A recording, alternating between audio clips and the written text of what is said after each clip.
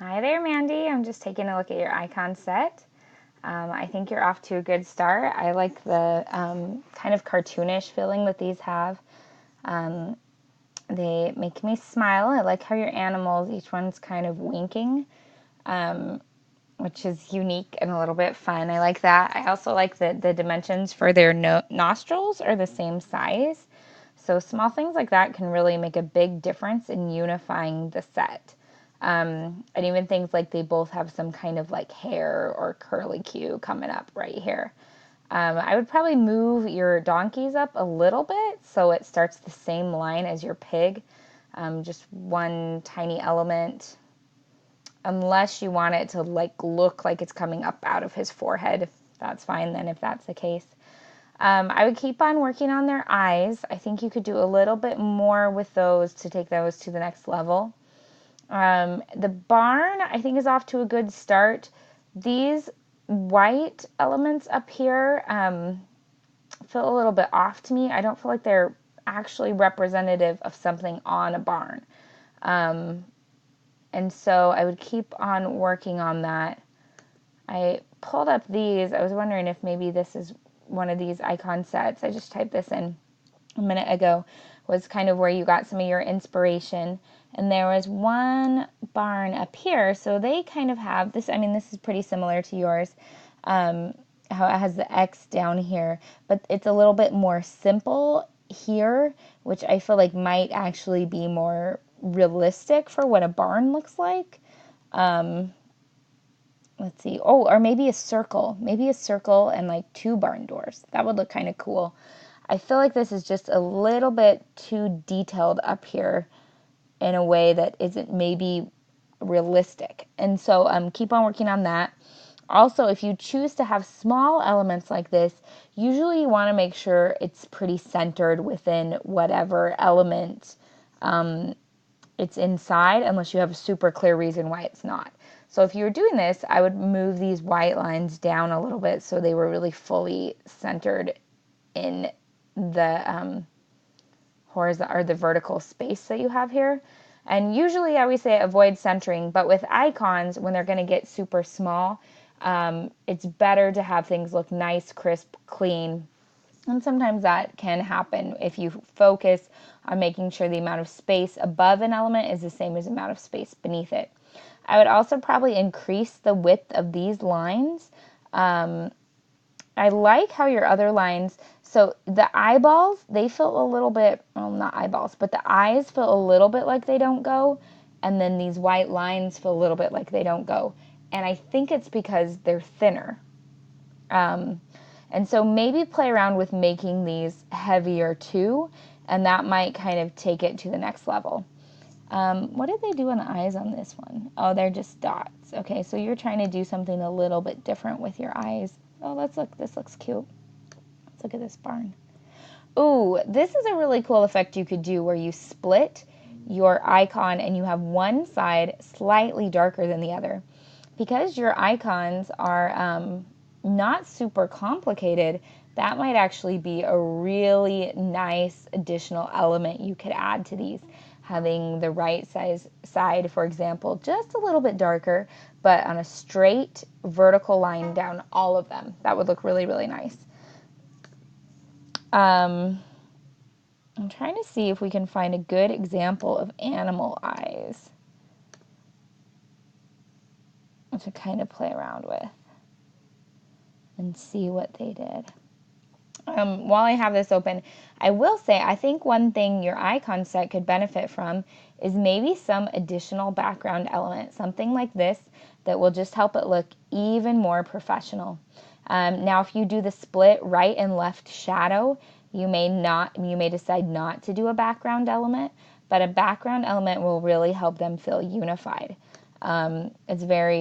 It happens a lot with newer modern designs like this icon set where you have a shadow and you have a background element. This shadow is a kind of pulled to the side effect, which is happening a lot now, but you could also do the right-left split. But the background takes it from looking kind of like, oh, that's interesting and cool, to like, oh, this is super compelling and I want to look at each of these. Okay. So I would maybe suggest doing something like that. You probably need to think a little bit more about your color scheme if you do that. Maybe you go with this green and then, oh, maybe like a green and a gray. You could have those repeat as the background colors or something. That would be neat.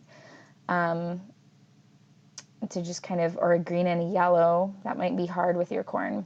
Yeah, I'd pick two colors that don't appear. Like the green you could use with this one. The gray would go with the red. Green could go with the pig. Gray would go with the corn. So see, you'd pick something that would work effectively with all of these. To kind of just take it to the next level. A circle would be really nice, or square with rounded corners. Something like that would really help take them to the next level. Like, look at these, for example. Those are super cute. Okay, I think I just saw, oh, their dot. Which was the one I just clicked on with the eyes? Oh, no, I just clicked on something. Okay, here you go. Okay, so these eyes, they're a little bit more detailed. They're white circles with the black on the center. So maybe you need to do a little bit of extra digging. Try to see if you can find example of any kind of farm animals like winking, or any kind of animal winking. Let's see, because I really like that you have them winking. I think that's going to help them feel like a set even more. And we don't want to get rid of that. We just want to figure out how to make it look kind of icon set-ish, as opposed to just like you've drawn it on. So we need to take it, animals winking. This might be too specific. Let's see. We just kind of need to take it to the next level. Here you go. That's funny. All right, so maybe, you would have one eye, so we need to find farm animals. Maybe one eye looks like this, but then the other one is a thicker line, okay? And you would do that for each of them. Here's with split. Or maybe you have the eyes look like they're totally all black with a tiny little white circle, and then on this side it's a straight but thicker line, okay? So it doesn't blend into the background, because you want to make sure any of your thin lines, or two lines, there we go. That's how you could make it look like a wink. Okay, that's cute. So maybe something like this for your animals. See how this is thicker and it kind of goes inward, making like a sideways V? So that's how you would take these existing eyes that look simple. They look kind of cute, but they're a little bit too abstract, and you make them like pop a little bit more, which is going to take it to the next level. And you might want to do something similar with the donkey mouth. Try to think of a way or look at other examples for how to take it to that next level. Okay, so you're off to a really good start. I'm liking where you're heading with it. I would just keep on working some of those fine-tuned things. If you're struggling when it comes to colors, take a look. So you have this red of the barn, you have a pinkish, you have yellow and green. So if I was you, I'd probably introduce a complementary color that's more a neutral. You could go with a black, but you don't want to have it detract. Actually, black might look really cool. You could do like black and white somehow, like a black border around it, and then all black fill, or just all black circles. That might really make it pop. Or like I mentioned earlier, maybe like a green and a light gray color scheme, or all light gray, something. Okay, so think about your background. That's really going to pull it together.